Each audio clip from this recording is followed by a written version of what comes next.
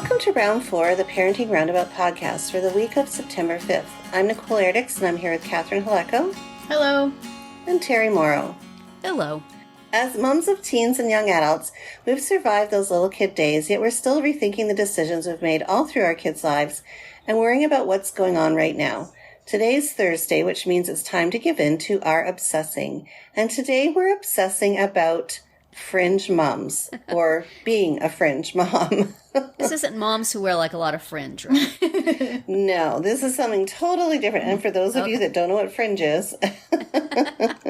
Edgy moms? Are they moms who go to fringe festivals? No. No, Something nothing to totally do with that. All right. So according to a TikToker whose username is at Shine Beauty Malibu, she has pointed out that, or at least self-identified as a fringe mom. And her, I guess the definition of a fringe mom to her is a mom who, you know, in whether it's on the playground or on the sports field or in some other kind of gathering of children and parents, you're like the parent who, or the mom who is not part of like the cool group, is kind of on the outside. Like they'll say hi to you, they'll ask you how you're doing, but then they'll just kind of move into their own little circle, and you're like, you know, you're on the fringe, you're on the outside looking in kind of thing. And so she was talking about how she's a fringe mom. And then she kind of gave some other indicators, like you're not wearing the cool clothes, and you're, which we've talked about before, of course, but, you know, you don't have a puffy jacket, and you're not wearing Ugg boots. I'm not sure who wears Ugg boots anymore. I don't know. It's still a thing. And this would be Ugg boots in Malibu. Yeah. For those frosty mornings. Yes, exactly. That sounds like, what? This has to be California. I don't know anybody else in the U.S. that would wear Ugg boots in the winter. But anyway, okay. So she just kind of, you know, explains her observations and definition of a fringe mom. And so I got me thinking, like, I think I was a fringe mom. Yeah, I think she was talking about not wanting to go to back to school night because it was the beginning of being on the fringe. Yes. And you know how I know how you feel about back to school nights, and you know how I feel about them. Just anything, right? Like, yeah, like a back to school night, kids concert, like wherever you're going to be in large groups of other parents who, you know, when we are in groups of other parents, we behave in not so adult-like ways many times. So I was thinking about my experiences. I was definitely a fringe mom when my son was going to school because I worked. So that just automatically put me in a whole other category than the moms who are picking up their kids every day, right? So because I had daycare pick up my child like half the time when I worked part-time and full-time. And then with my daughter, she started school. Well, I worked for when she started kindergarten because we were in Canada. And then when I moved down here and she started school here in first grade, all the moms had already formed their groups in kindergarten. So I was definitely, you know, on the fringe of those mom groups. I eventually found my own little group of people, but, so it's kind of an interesting take on being on the fringe. So, how about you guys? Were you fringe moms?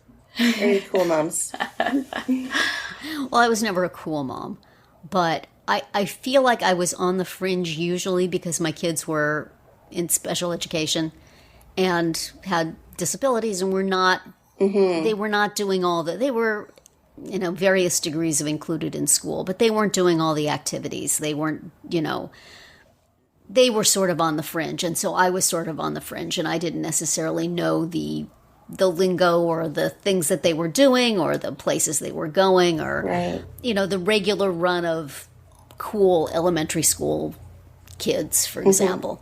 But I forced myself into the middle. I wanted to be involved. I would volunteer for things, and I would, you know, be on the the HSA is what they call the PTA here.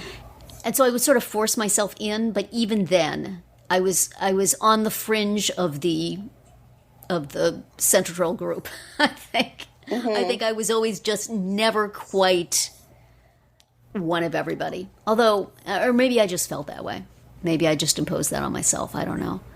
But I think everybody feels it to an I'm just going to stand over here and send my kid into school, and I really don't want to get involved with the parents at all. Right. I wanted to be in everything, and then felt awkward about it, as is my way. Right. I must do this, and now I shall lie in bed thinking about why did I do that? That was so stupid. Did people look at me? Did they see I was doing this? No. Yeah, I think it's somewhat universal, don't you, to feel like you're not part of the group, even though you might be. Yeah, that's a good point. And I would say in my case, like, I did, go and hang out after school, like, at the playground. So I was, and it was this pretty small school. So, you almost like everybody was just in it. Although at my kids' school, it was 2 different schools in one building, and the kids didn't really mix and the parents didn't really mix, even though, they were all in this one building. And sometimes the kids would try to be like, oh, let's have a soccer game or something. And it would just be easiest to be like, this school against that school. And then the playground supervisors or whatever be like, no, you're not allowed to, like, make the teams that way or whatever.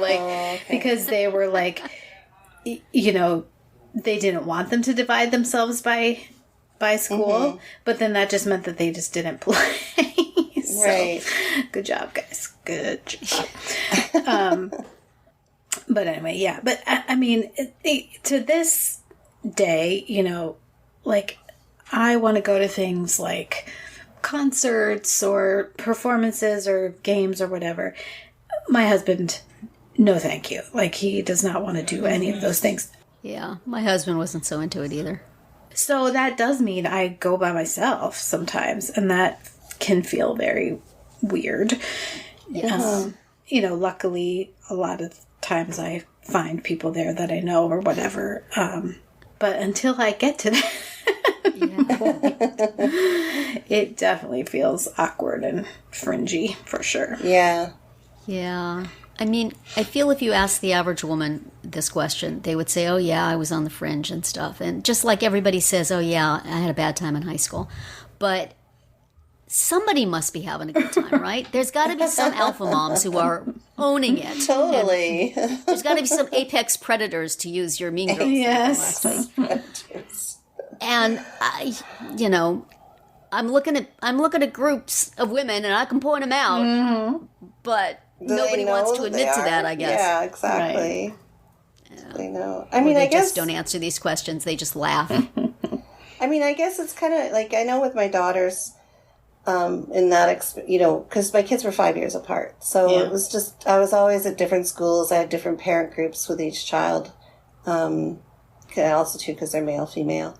But it's funny because there was this kind of cool mom popular group, and then myself and a couple other ladies kind of formed our own little fringe group. Fringes stick together. The cool fringe moms. kind of. And then did you look down on the uncool fringe mom? Look at her standing over there by herself on the lawn waiting for pickup.